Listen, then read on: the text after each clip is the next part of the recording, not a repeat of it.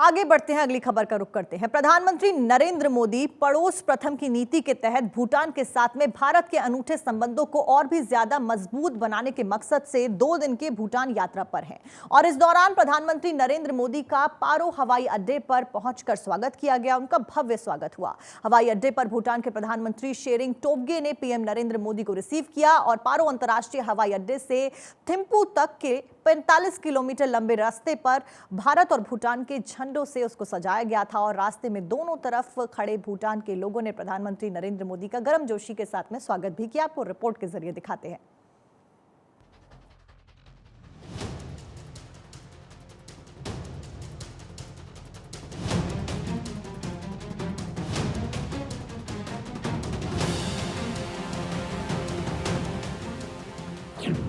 भारत भूटान दोस्ती का नया अध्याय।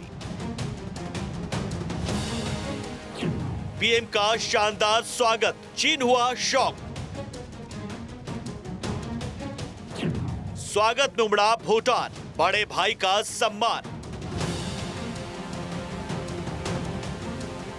देश में चुनावी गर्माहट बढ़ने लगी है। PM Narendra Modi full action में है, लगातार प्रचार अभियान पर है और इस प्रचार अभियान के बीच में पीएम मोदी 2 दिन के भूटान दौरे पर भी चले गए। भूटान में प्रधानमंत्री का ग्रैंड वेलकम किया गया। पीएम का स्वागत करने के लिए हवाई अड्डे पर पीएम शेरिंग टोब्गे मौजूद रहे, जहां उन्होंने पीएम मोदी के गले लगाकर गर्मजोशी के साथ वेलकम किया।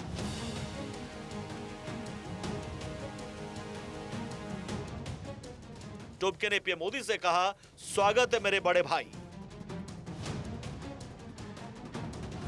पीएम मोदी को गार्ड ऑफ ऑनर दिया गया। मोदी का पारो हवाई अड्डे पर पहुंचने पर भव्य स्वागत किया गया। पारो अंतर्राष्ट्रीय हवाई अड्डे से थिम्पू तक के 45 किलोमीटर लंबे मार्ग को भारत और भूटान के झंडों से सजाया गया था और मार्ग के दोनों ओर खड़े भूटानी लोगों ने पीएम मोदी का गर्मजोशी के साथ स्वागत किया। भारत के लिए भूटान काफी अहम देश है। यही वजह है कि चुनाव प्रचार के बीच पीएम मोदी यहां दौरे पर है।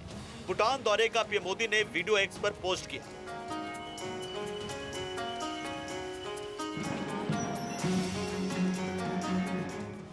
जिसमें उन्होंने लिखा, भूटान में बहुत यादगार स्वागत किया गया। रास्ते भर बहुत से लोग जमा थे। मैं उनके स्नेह को बहुत महत्व देता हूं।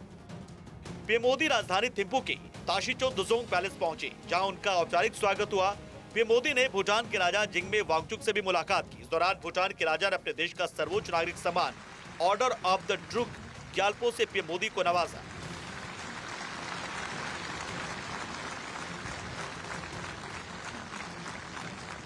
सर्वोच्च सम्मान मिलने के बाद पीएम मोदी ने भूटान को शुक्रिया कहा। योर मैजेस्टी,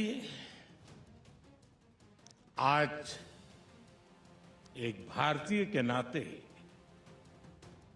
मेरे जीवन का बहुत बड़ा दिन है। आपने मुझे भूटान के सर्वोच्च राष्ट्रीय अवार्ड से सम्मानित किया है। हर अवार्ड अपने आप में विशेष होता ही है, लेकिन जब किसी अन्य देश से अवार्ड मिलता है तो ये भरोसा मजबूत होता है कि हम दोनों देश सही दिशा में आगे बढ़ रहे हैं। पीएम मोदी का स्वागत भूटानी युवाओं ने भी किया और युवाओं ने मोदी के लिखे गाने पर गरबा किया। मोदी सरकार हमेशा से पड़ोसी प्रथम नीति पर जोर देती रही है। 2014 में पीएम बनने के बाद पीएम मोदी सबसे पहले भूटान के दौरे पर गए थे। वहां के संसद भवन को संबोधित किया था और जब देश में चुनावी माहौल गर्म है, इस बीच भी पीएम मोदी भूटान पहुंचे हैं। भूटान की सीमा भारत और चीन दोनों से सटी हुई है, जो कि एक बफर स्टेट का काम करता है। ऐसे में चीन हर वो कोशिश करता है कि भूटान उसके पाले में आ जाए। हाल के दिनों में चीन ने भूटान में अपना दखल भी बढ़ाया है। भारत के लिए भूटान रणनीतिक रूप से भी महत्वपूर्ण नहीं है, बल्कि द्विपक्षीय व्यापार और ऊर्जा के क्षेत्र में निवेश के लिहाज से भी अहम है। अगर भारत भूटान के बीच के कारोबार की बात करें तो 2014-15 में $484 मिलियन के बीच का कारोबार हुआ। 8 से 9 साल में दोनों के बीच 3 गुना कारोबार हुआ है। 2022-23 में $1606 मिलियन का कारोबार हुआ है। भूटान के कुल व्यापार का 73% हिस्सा भारत से होता है।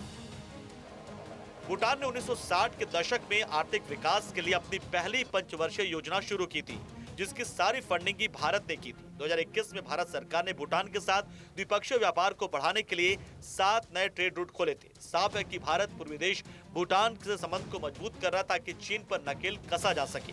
Bureau report, Bharat 24।